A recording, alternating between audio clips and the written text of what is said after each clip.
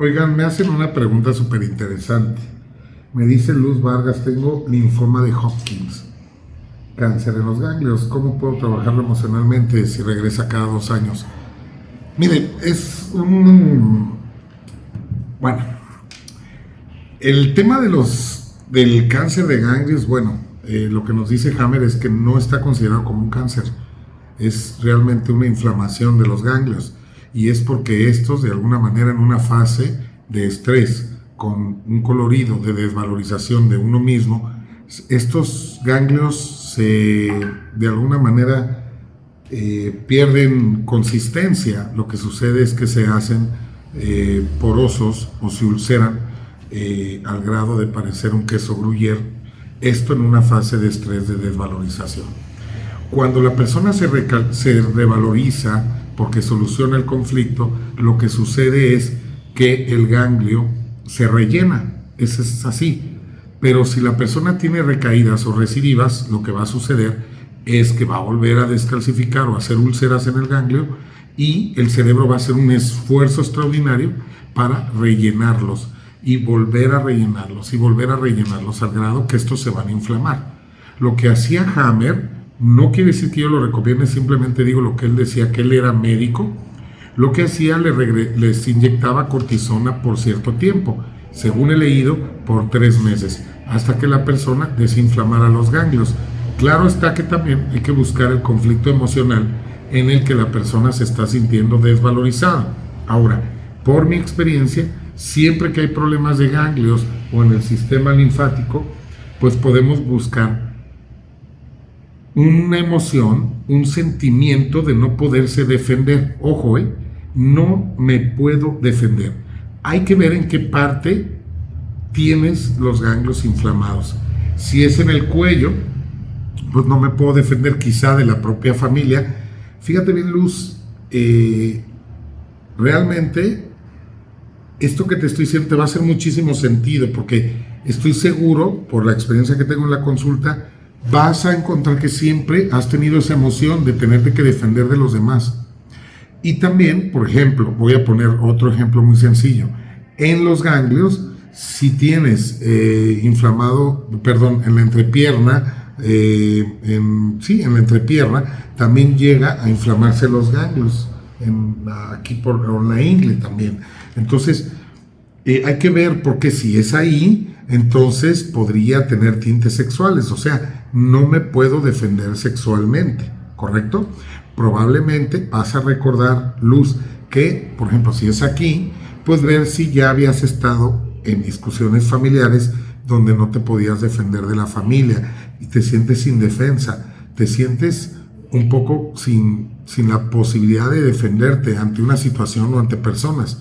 Si es el caso de la ingle, pudieras también tener recuerdos donde personas pudieron haberte tocado sin autorización y te sentiste indefensa. En esas partes que sabemos no nos deben, al menos en la infancia, no debe de tocarnos absolutamente nadie. Pero si estamos niños y probablemente alguien abusó en ese aspecto, pues te sentiste indefensa. ¿Qué pasa? Que ahora, en tu vida actual, probablemente ante una situación, si es aquí, será otra vez con la familia, o si es en la ingle o en las partes inferiores, pues buscarías en qué parte sexualmente no te sientes, te sientes indefensa, que no te puedes defender. El evento que te desencadene esta inflamación irregular de ganglios o excesiva de ganglios, pues puede ser ya cualquier cosa. Por ejemplo, el haber estado hablando de la parte inferior, el haber estado con alguien íntimamente que no estaba segura, ya cosas un poquito más sutiles que te puedan hacer revivir aquella emoción de la infancia. En el caso de los ganglios en el cuello, pues probablemente pues otra disputa familiar, quizá de menor intensidad, pero como ya tienes un evento grave anterior, pues este desencadenante de alguna manera detona el que empiece a inflamar, primero a hacer úlcera en los ganglios y luego a inflamarse. es importante que soluciones el conflicto para que los ganglios vuelvan a su tamaño normal o dejen de ulcerarse, para que dejen de rellenarse y dejen de aparecerte inflamados. Hammer decía que ni los ganglios, ni el cáncer de ganglios, ni tampoco la leucemia, él las consideraba como cánceres. Y suena lógico, y yo lo veo de esta manera. Para mí el llamarle cáncer a una situación, de hecho, él no usaba esta palabra de cáncer. Él de alguna manera le llamaba soluciones biológicas o desencadenados por conflictos biológicos. Y no usaba esta palabra de cáncer por el peso que tiene esta palabra ante la persona. ¿Por qué? Por toda la creencia que hay detrás de esta palabra. Una, que vas a morir. 2, que no hay cura. 3, que tienes pocas posibilidades de vida. 4, que necesitas medicamento fuerte. 5, bla, bla, bla. Te puedo dar 10, 20 ejemplos de todas las creencias que hay a raíz del cáncer. Hammer demuestra que lo que mata realmente es el miedo a morir de cáncer, porque te va a llevar a un problema pulmonar o un problema de riñón, que son órganos vitales y que de alguna manera van a causar estragos hasta que pierda la vida la persona. Pero esto es solamente si el miedo empieza a apoderarse de la persona de tal manera que de alguna manera el miedo es el que lo invada y le quite finalmente la vida. Gracias. Entonces hay que primero tener conocimiento de la situación, qué es lo que me está estresando, tratar de solucionarlo, que esto seguramente tiene solución. Como yo les he dicho, es arreglar el conflicto si es que está en tus manos, aceptarlo si es que no está en tus manos solucionar el conflicto, o alejarte del conflicto si es que no puedes ni cambiarlo ni aceptarlo. Pues mejor aléjate, podría ser finalmente una solución. Ahora, lo mejor es tomar la calma, porque después del diagnóstico de cáncer fatal, que muchas veces, inclusive hasta la forma en cómo lo dicen, pues impacta a la persona. Y si ya tenemos un conflicto de desvalorización que impactó a la persona, que lo está llevando en este caso a la inflamación de ganglios, imagínate ahora un conflicto fatalista, que te dicen que te queda poco tiempo de vida o que tienes cáncer, y basado en lo que tú crees que es el cáncer y qué va a pasar por tener cáncer, esto puede alterar tu psique y y de alguna manera generar otros conflictos añadidos. Por ejemplo, vamos a suponer que empiezas con un miedo muy fuerte a morir, que eso va a dañar tus pulmones o va a hacer que los alvéolos pulmonares se multipliquen en exceso. Y en un futuro, si no detienes este miedo a morir, pues puede haber un cáncer pulmonar. O si bien empiezas ya a no trabajar o a no tener dinero para pagar tus medicamentos, pues esto va a hacer que el hígado, que es uno de los cánceres secundarios más probables que aparecen después del diagnóstico, igual que el del pulmón sería el primero, el segundo el del hígado, pues va a empezar a haber problemas de hígado. ¿Por qué? Porque el hígado en el caso del pulmón, al estar en una situación de miedo a morir, el cerebro no distingue la realidad de la ficción, ni lo virtual, ni lo ilusorio. Más bien, el cerebro es ilusorio y entonces no distingue esta diferencia. El cerebro solamente piensa que está ante una situación que le puede quitar la vida, y como solución biológica va a aumentar los alvéolos pulmonares. Esto lo hace vía una mitosis celular, en donde las células se multiplican. ¿Para qué? Para tener más alvéolos, poder jalar más aire, para tener más oxígeno que se va a requerir para huir de la muerte. Porque una de las cosas que no hemos comprendido es que el cerebro reacciona ante situaciones, y sus reacciones muchas veces ante situaciones como esta de miedo a morir, sus reacciones son arcaicas. O sea, piensa como si nosotros estuviéramos en la prehistoria, como si estuviéramos frente a un oso que nos va a atacar, y sabe que la solución es correr, y el cerebro nos va a ayudar a que podemos lograr esto que es correr, y eso es la solución que encuentra multiplicar los alvéolos pulmonares para que con cada inhalación de oxígeno pues podamos recuperar el mayor oxígeno posible, o aire, recuperar el mayor oxígeno posible de este. En el caso del hígado, vamos a ver que el hígado va a tender a hacerse grande porque vamos a empezar a almacenar más grasa, o sea, nutrientes. ¿De dónde salen estos nutrientes? De los alimentos. Si bien no hemos recapacitado nosotros que no somos médicos, pero sería bueno que recapacitáramos que los alimentos, lo que nos hace ingerir alimentos realmente no es el placer, y que si bien caen al estómago, realmente en el estómago lo que se hace es un proceso, y parte de este proceso ayuda el hígado, que es el que se encarga de separar los nutrientes para poderlos vertir a la sangre y poderlos distribuir a todos los demás órganos que requieren nutrientes para poder seguir funcionando.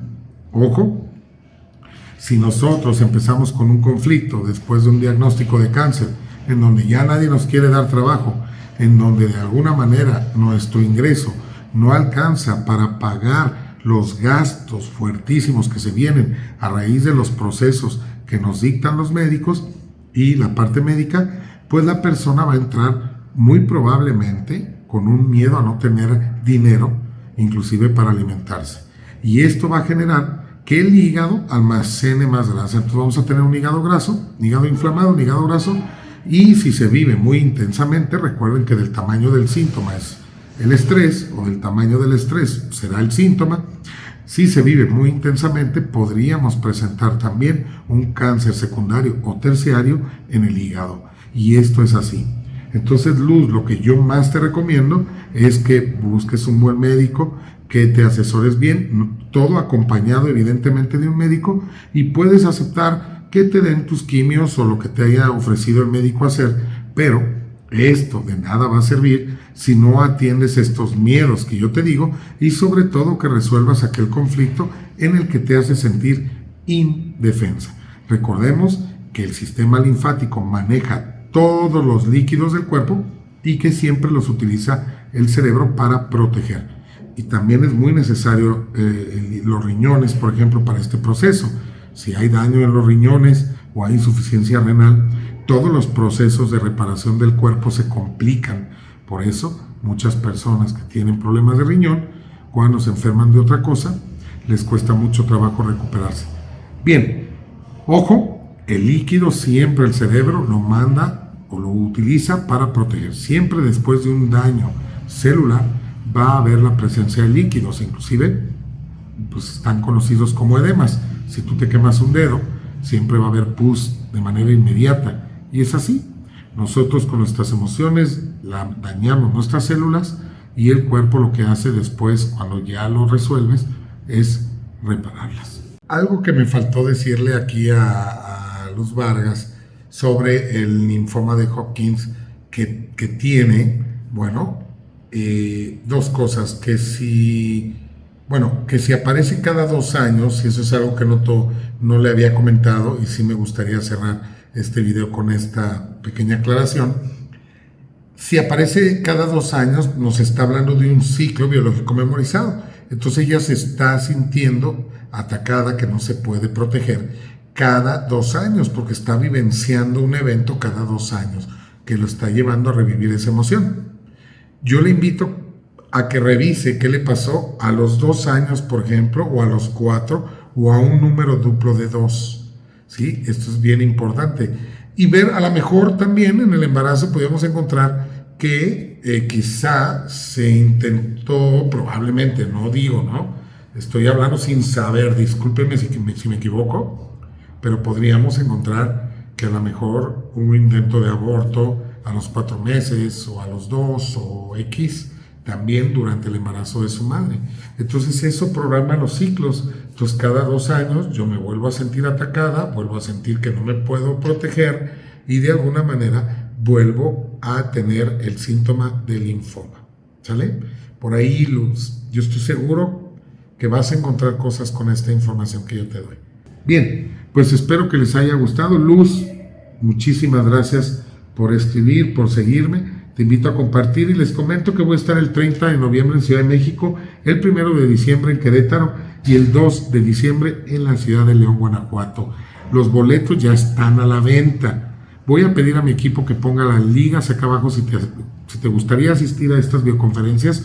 De hecho, en Ciudad de México estaré otra vez en el Sheraton, que gracias a todos ustedes la videoconferencia pasada se llenó. En León voy a estar en el Holiday Inn de Centro de Convenciones, si mal no recuerdo. Y en Querétaro voy a estar en Casa Inn también. La verdad nunca he estado en ese hotel, espero no les quede muy lejos, pero ahí está. Abajo voy a meter la liga, abajo de este video. Y también está por confirmarse en Monterrey, que estamos buscando un lugar para hacer la conferencia. Está complicado porque te quieren vender salones grandísimos para muchas personas por la sana distancia y te lo cobran obviamente más alto porque son salones grandes y te limitan a meter 20 personas. Lo mismo nos está pasando en Argentina y en Colombia, que nos piden pagar un dineral por un salón grandísimo y nos limitan a meter 20 personas. Entonces el boleto de las personas se incrementaría al triple, que evidentemente y por la situación actual la gente no estaría o no quisiéramos nosotros salir con esos precios porque te conviertes en algo inalcanzable. Bien, pero estamos solucionándolo, ¿no? Conforme vayamos solucionando, vamos a ir subiendo más fechas. De entrada a Monterrey ya está mi equipo buscando un salón adecuado. Es un hecho que antes de que termine el año estaré en Monterrey, no en el Teatro Santa Lucía como años pasados, por lo mismo de la situación actual, pero en un hotel prometido sí voy a estar. Les mando un abrazo, cuídense mucho, recuerden que venimos a ser felices y nos vemos en la siguiente biocápsula. Gracias.